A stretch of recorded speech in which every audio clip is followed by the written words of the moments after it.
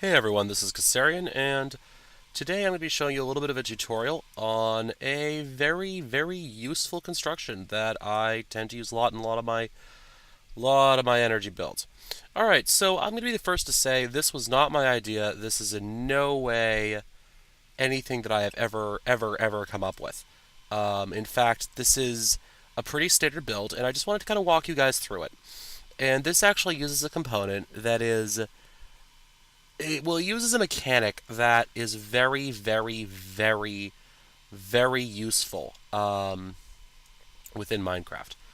All right, so what you're looking here is the basics of it, and this is it set up for industrial craft. And what this system does is it basically um, it's a way to get an item in and out of a location using only one pipe. Especially useful for items that aren't destroyed by reacting with something. So as you can see here, I have it set up for IC2 power. And what it's doing is it's filling up items inside this MFSU.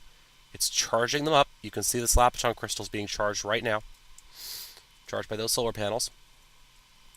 And it's going to move it, and it's actually going to put it inside this ender chest, right there. And you can see on the other side here is the same ender chest, and it's actually doing things on this side in reverse. It's charging this MFSU, which is then running this mass fabricator. You can see it's outputting and outputting, blah, blah, blah, blah. Works pretty well. So how does this system actually work? Well, it's pretty simple. It's actually wicked simple. And I will show you in a minute how to build it. But the basic way it works is that this filter right here pulls out of this ender chest, and then it sends the item along this tube. It drops it in here, and this is the uncharged item, by the way. So if I look inside this filter, you can see I have an empty Lapitron crystal is being requested to come out by the filter. You can see it just pulled one out right there. And that one just goes up, and it gets filled inside the MFSU, right like that. Okay. Then what happens? Well, when it's full, this retriever here pulls out, and it only pulls fully charged ones. So for example, if I get myself a fully charged Lapitron crystal and put it in there, you can see it got pulled right out and pushed through by this retriever.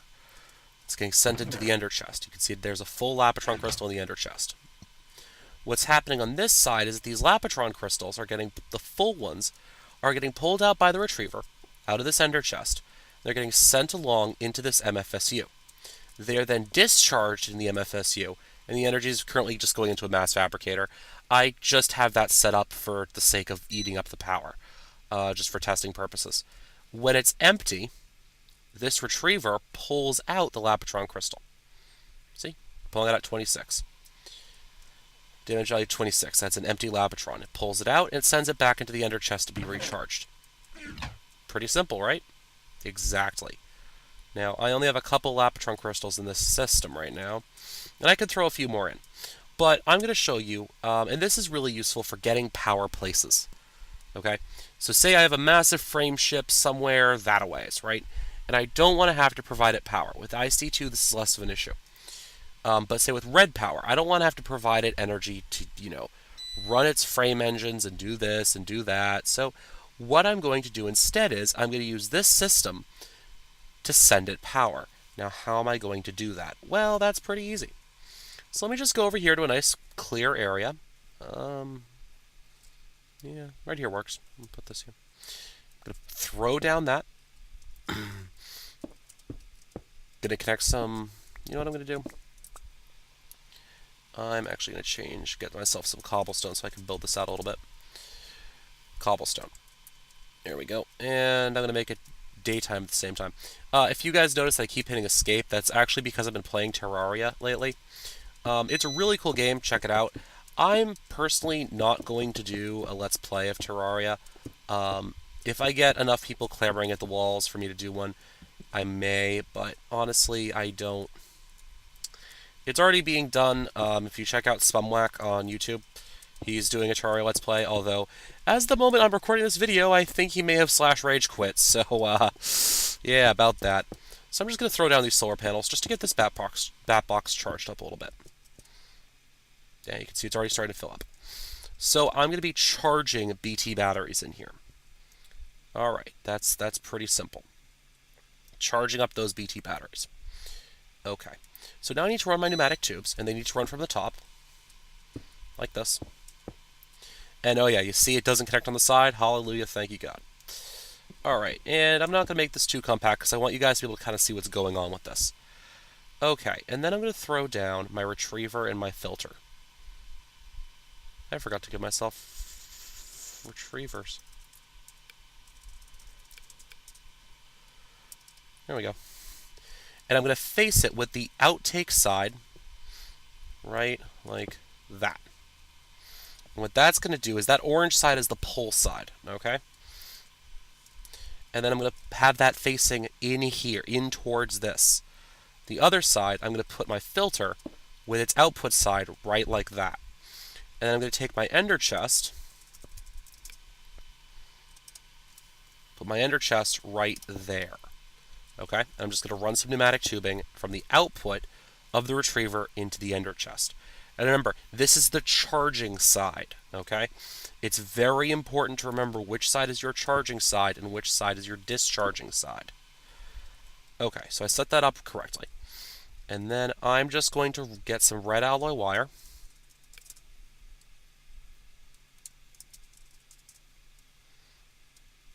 You can use redstone, you actually can't use jacketed wire. I was about to say you can use jacketed wire, but you can't. Okay, so if you look at this, the filter is pulsing correctly. Now I'm just going to get myself some empty BT batteries.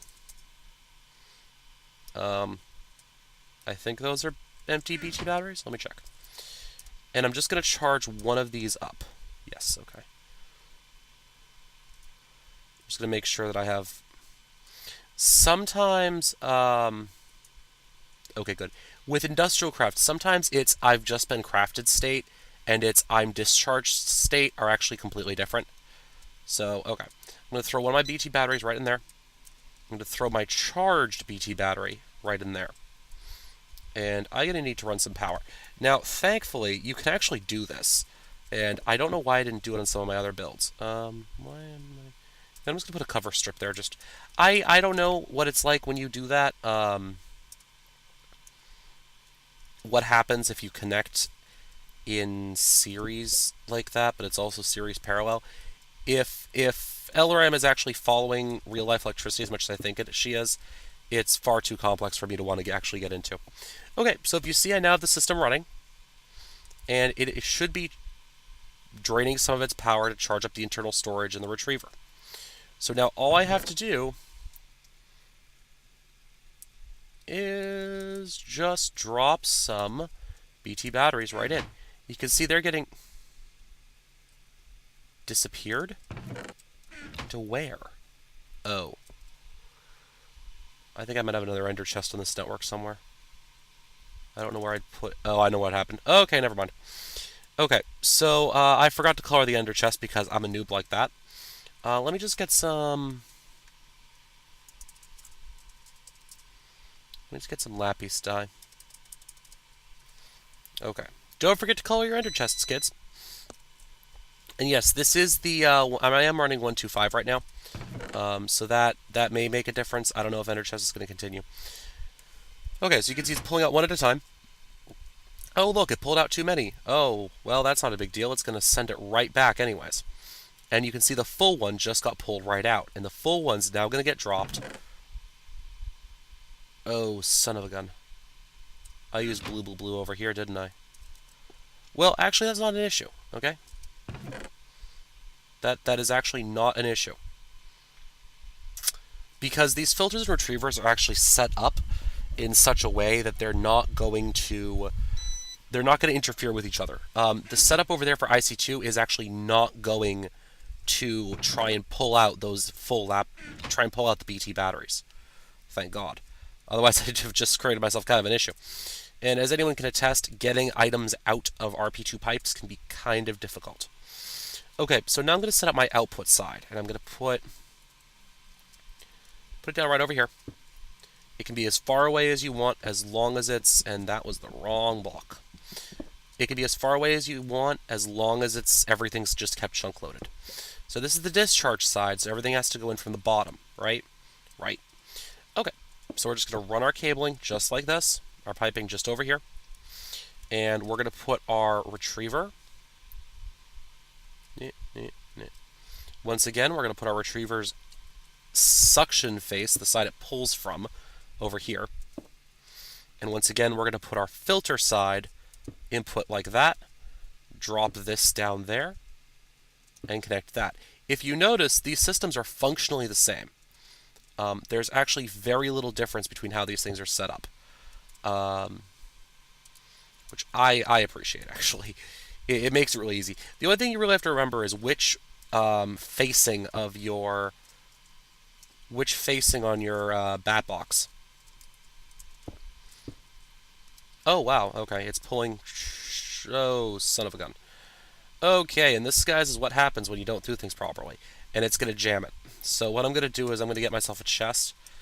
This is also known as why you don't turn your system on until you have everything set up. So this system should be set right. That filter should have been set to only pull full Blue Trick batteries out. And that retriever should only be set to pull out empty Blue Trick batteries. Okay? Now, the nice thing about this system is that you actually don't need to prime it. And by that I mean you don't need to put a battery in to get the system started if you're actually just going to run your Blue Trick power for your retriever straight off the bat box that's charging. And there's a reason for that. That filter is what pulls the items out of the chest. So what that means is... Oh, son of a... Oh, good. The Labaton crystal did land in there. Okay. We're good. We're good. Put that back. So if you notice, there are all these full BT batteries that are just bouncing around in here. This isn't as much of an issue if your system isn't set up for... This isn't as much of an issue if say...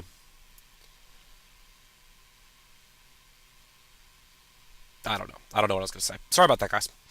I'm still getting over kind of being sick. So you can see how quickly the system's charged up. And now watch. Now that it's fully charged, it's stopped. The entire system's stopped. And that actually won't pull anything out until this bat box is completely discharged. So what uses could you have for something like this?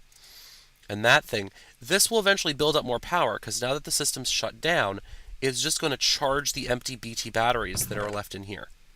Any empty BT batteries are just going to get charged up, and they're just going to sit there until power draw from this system actually causes it to reset and need more power. Now, what would you need this system for? Well, for example, if you have an underground frame quarry. I have never seen an underground frame quarry actually being powered by thermopiles before. I can only imagine what that would look like. I'm envisioning thermopile stacks to the ceiling and, just absolute silliness. So you could use it for that. You could also use it to move power, IC2 power, to a mobile frame base. You could definitely do that easily. You can also use it to move... energy to far-flung bases. I could see a lot of uses on a SMP server, actually, for having one powerhouse and everything just accessing this same code, to this same color code on the inner chest to move power about. So yeah, okay, that's a remote charging system, and I'm probably going to do another tutorial video on something else that you can probably kind of see in the background over there. Alright guys, have a good day. This has been Kassarian, and I'm signing off.